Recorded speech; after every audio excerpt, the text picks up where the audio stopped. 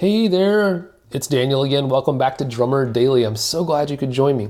Hey, real quick before we get started today, I just want to find out if you are interested in becoming a professional drummer, but maybe you don't know anyone in the music business, or maybe you feel like you live somewhere where there's not many opportunities to become a professional drummer, or maybe you feel like you're not necessarily good enough to be a professional drummer. I want to invite you to a free class that you can take with me online. It's at danielhadaway.com/class. So check that out. I'd love for you to join me. All right, so today we are going to talk about something that's a little business related, but still is very important as drummers. And this goes for anyone who's a drummer. Even if you, I would say this only won't apply to you if you are not interested in ever playing with anyone else. If you're happy to just kind of hang at home and maybe play by yourself without other musicians, and definitely if you don't want to become a professional drummer, this would not be for you. But otherwise, if you'd like to be a professional, or even if you just want to at some point have more opportunities to play with other people, either for fun or for more serious reasons, today's episode is for you. And I want to talk to you about how we put ourselves out there, both in social media and the interactions we have with people in a more one-on-one level as well. And this is something I've talked about before, but I just want to kind of take a different spin on it. So I want to talk about, there's something in the business and marketing world where we talk about how we align ourselves with the market. And that's sounds a little geeky or a little businessy, but really what it means is, how are we putting ourselves out there in a way that can fit in with what our potential customer is asking us for? So putting that in drummer terms, how are we putting ourselves out there and what we have to offer out there and presenting it in a way that hopefully will line up with the needs and the wants of people who would either hire us as drummers or just want to be in bands with us or play with us as drummers. And the reason, and to take a step back from this before we go any deeper, I catch a lot of flack because people think that I believe that you should completely compromise who you are as a drummer and compromise your art, all in the name of just getting a gig. In other words, change who you are, kind of sell out in a way just to become a pro. And I definitely am not ever suggesting that. I don't believe that. So that is not what I'm talking about today. But what I'm talking about is specific skills you might be able to develop more. Or let's say you have 5 or 7 or 10 really great skills on the drum set, different things you're able to do, different styles you're able to play at.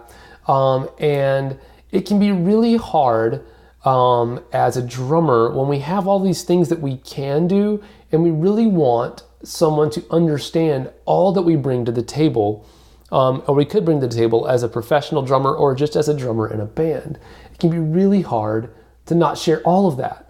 And I think that I think that's a good thing to have. I think it's a good problem to have when you feel, you know what, man, I really feel good about my ability to play with a click track, but I also feel really good about my ability to play more jazz situations where the tempo is flowing, and I also can show off that as well. But I also am really good at playing Afro-Cuban beats, and I'm also really a great soloist, and I really like playing R&B as well. That's not an uncommon set of things to hear a drummer say, for example. And so it can be really hard to not show all of that off to everyone, because you're like, hey, I've got all this stuff, I've developed all of this, I need everyone to know about it. To bring it back to the business side, a lot of times, when we own businesses, and I've done a lot of work with marketing in the past as side jobs, and so I will work with business owners who say, I've got this really cool widget, that does this, it slices, it dices, it does this, it does that, it's everything you ever wanted. Here's all the different things it can do for you.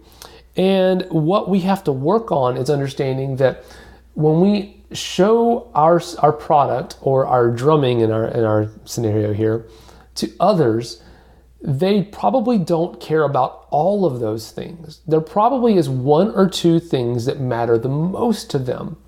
And of course, the big catch is you got to figure out what those things are. But if you can figure out what those one or two, maybe even three things are that your target audience, the potential customer of your drumming really cares about the most, those are the things that you should put out there to your target audience. To put it more simply, if I want to be a country drummer, but I also am really good at R&B, but I think, I might be in a market where there's a lot more opportunity in the country area, and I like country music just fine. I just also can do R&B. Well, I might not start putting out a bunch of my videos of myself playing R&B. I'd put out more of myself playing country music or playing along with country music to show my potential customers that I can do the thing that they care about.